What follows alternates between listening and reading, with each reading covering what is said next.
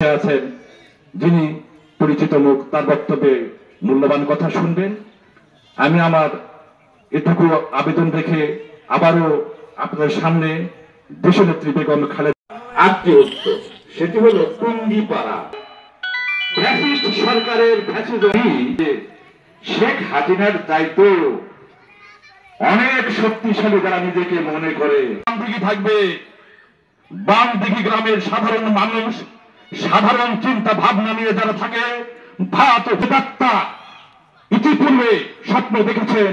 আমি হুঁশিয়ার করে বলতে চাই, আপনারা স্বপ্ন রব্বুল আলামিনের কাছে প্রার্থনা জানাবো, এই দেশনেত্রী যেন আমাদের আবার মানুষের দুঃখ কষ্ট লাঘবের জন্য মহান রব্বুল আলামিন যেন তাকে সেবা দান করে। প্রিয় উপস্থিতি, সকলে আপনারা বাড়িতে গিয়ে নিজের স্ত্রীকে, সন্তানকে বলবেন আমার প্রাণ প্রিয় নেত্রী দেশনেত্রী বেগম খালেদা জিয়ার জন্য যেন সবাই দোয়া রাখে। প্রিয় উপস্থিতি, আজকে আমরা সমবেত হয়েছি কি কারণে? আমরা বিএনপিটাকে সংগঠিত করব। ভোট দিয়ে আপনারা জয়যুক্ত করুন। ছাত্র জনতা ঐক্যবদ্ধ হওয়ার কারণে এই দেশটাকে নতুন ভাবে আমরা স্বাধীন করতে পেরেছি। আজকে যদি আমরা নিজেদের মধ্যে কলহ করি, নিজেদের মধ্যে ফেতনা ফাসাদ সৃষ্টি করি, হয়তো আমাদের স্বপ্ন পূরণ হবে না। তাই আমাদের ঐক্য হতে হবে। আগামী দিনে যারা আওয়ামী লীগ করেছে, যারা জামাত করেছে, যারা অন্যান্য দল করছে, আমাদের ভালোবাসায়, আপনাদের ভালোবাসায় তাদেরকে বিএনপি পতাকা ধরে আনতে হবে। এটাই আপনাদের নৈতিক দায়িত্ব। সংগ্রামী ভাইয়েরা আমার, এই গ্রাম, এই বামদিঘি গ্রাম টুঙ্গিপাড়া হিসেবে আখ্যায়িত ছিল। আজকে আপনারা যারা নেতৃত্ব দিয়েছেন, বিএনপি নেতাকর্মীরা, আপনাদের ভালোবাসায় এই বামদিঘি গ্রাম বিএনপি ঘাঁটি হিসেবে যেন পরিচিত হয়। সেই সঙ্গে মাত্রা ইউনিয়ন আগামী দিনে আপনাদের ভালোবাসায় জয়লাভ করে আপনাদের প্রিয় নেতা, এটা আমরা বুকের মধ্যে লালন করব যতদিন বেঁচে থাকি।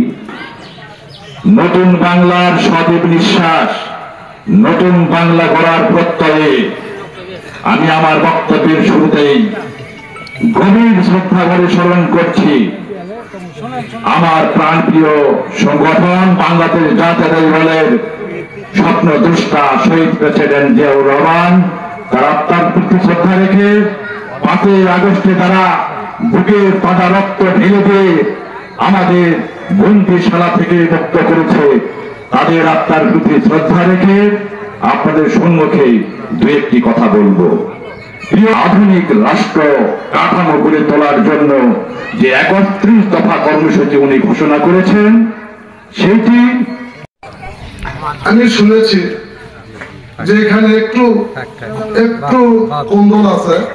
তো যাই হোক, আমি অনুরোধ করবো, আমি নেতা হিসাবে, জেলার নেতা ও থানা নেতা হিসাবে আমি আপনাদের কাছে, আমার নিজের ভাই মা বোনদের কাছে পায়ে হাত জোর করে বলবো, আপনারা সবাই মিলে একত্র হন ভাই।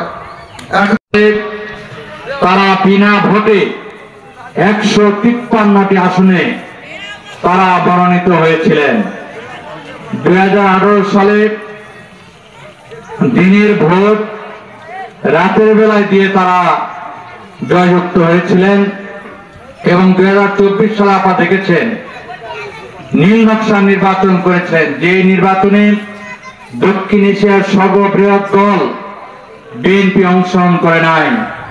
তারা ফাঁকা মাঠে তারা একটি পাতাও নির্বাচন করেছিল। তারা শুধু নির্বাচন করে আপনাদের ভোটের অধিকার হনন করে ক্ষান্ত হন নাই। তারা এই 16টি বৎসর আপনাদের কথা বলার অধিকারকে তারা কেড়ে নিয়েছিল। আপনাদের জানমালের কোনো নিরাপত্তা ছিল না, বিচার বিভাগের কোনো স্বাধীনতা ছিল না। গোটা বাংলাদেশকে, বাংলাদেশের মানুষের উপরে তারা জুলুম নির্যাতন চালিয়েছিল। গোটা বাংলাদেশকে একটি বৃহত্তর কারাগারে পরিণত করেছিল। এই মাত্রা ইউনিয়ন এমন একটি ইউনিয়ন, যে ইউনিয়নে বিএনপি এবং অঙ্গ সংগঠন এবং জামাত ইসলামের এমন কোন নেতা নাই যাদের বিরুদ্ধে মিথ্যা মামলা করা হয় নাই। এমন কোন নেতা বা কর্মী নাই যারা শেখ হাসিনা লিলিয়ে দেয়া তাদের উপরে বিভিন্নভাবে জুলুম নির্যাতন করা হয়েছে। আপনারা কেউ বাড়িতে ঘুমাতে পারেন নাই, আপনারা কেউ সুষ্ঠুভাবে আপনাদের ব্যবসা বাণিজ্য পরিচালিত করতে পারেন নাই। আর খনি ফ্যাসিস্ট সরকার ছাত্র জনতা আন্দোলনের মুখে তারা পদত্যাগ করে স্বৈরাচার খুনি শেখ হাসিনা তার পাতানো 300টি এমপি এবং জেলা পরিষদ চেয়ারম্যান, উপজেলা চেয়ারম্যান, ইউনিয়ন পরিষদ চেয়ারম্যান সকলকে নিয়ে একযোগে দেশ থেকে পালিয়ে গিয়েছেন। গোটা পৃথিবীর দেশে করছেন, কখনো আনসার লীগ, কখনো পুলিশ লীগ, কখনো বা গার্মেন্টস লীগ, বিভিন্নভাবে ষড়যন্ত্র করে বাংলাদেশকে একটি অস্থিতিশীল রাষ্ট্রে পরিণত করার ষড়যন্ত্রে লিপ্ত হচ্ছেন।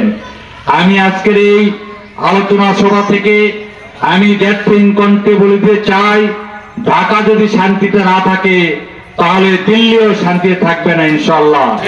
প্রিয় ভাইরা, আপনারা বামদিকের মানুষ, দীর্ঘদিন যে হাসিনা গত 5ই আগস্ট ছাত্র জনতার আন্দোলনে আমাদের নিরীহ সন্তানদেরকে হত্যা করেছে, আমাদের জনতাকে হত্যা করেছে, আবু সাইদ যিনি শান্তিপূর্ণভাবে আন্দোলন করতে গিয়ে তাকে হাসিনা লেলিয়ে দেওয়া পুলিশ বাহিনী তার বুকে বুলেটের আঘাতে তাকে হত্যা করা হয়েছে।